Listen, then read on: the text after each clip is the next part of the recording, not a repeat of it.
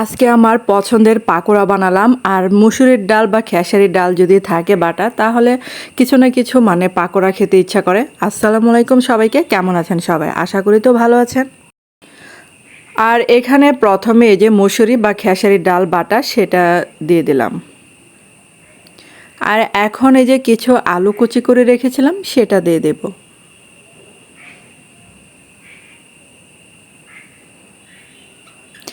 আর এই যে পুঁই শাক ছিল, পুঁই শাক কুচি দিলাম।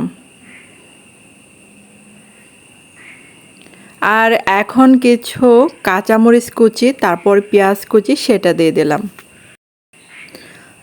আর দিব এখানে হাফ চা চামচ করে মানে হলুদের গুঁড়া, ভাজা জিরা গুঁড়া, তারপর হাফ চা চামচের একটু বেশি হবে মরিচের গুঁড়া দিয়ে দিলাম। আর এখন দেব স্বাদ মতো লবণ।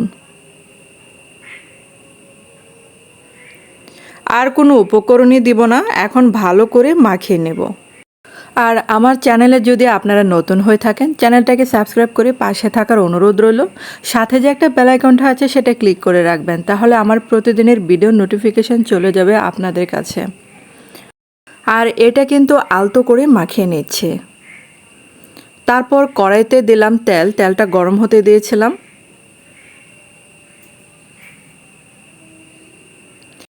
এখন এই যে পাকোড়া শেপে ভাজা শুরু করব। আর এই পাকোড়াটা এত ক্রিস্পি হয়েছিল যে মুখে দিতে মিলিয়ে গিয়েছে, এতটা ক্রিস্পি হয়েছিল।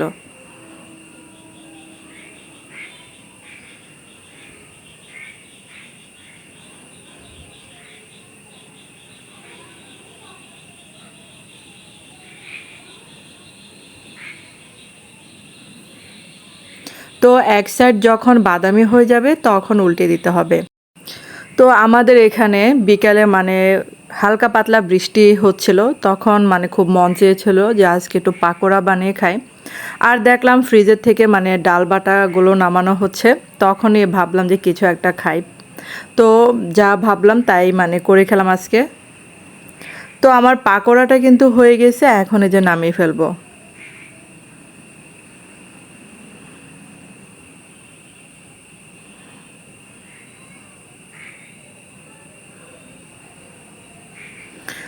তো পাকোড়াটা রেডি। আমার 1 কাপ মানে ডাল দিয়ে 1 কাপের কম হবে, তো এই কয়েকটা হয়েছিল। তো মানে আমার পাকোড়াটা যে এত ক্রিস্পি হয়েছিল যে মুখে দিতে মিলিয়ে যাচ্ছিল, এতটা ক্রিস্পি হয়েছিল। তো এখানে চাইলে আপনারা আরও কিছু সবজি অ্যাড করতে পারেন। লাল শাক থাকলে লাল শাকও দেওয়া যায়, গাজর থাকলে গাজরও দিতে পারেন। তো ধন্যবাদ সবাইকে আমার ভিডিওটা দেখার জন্য।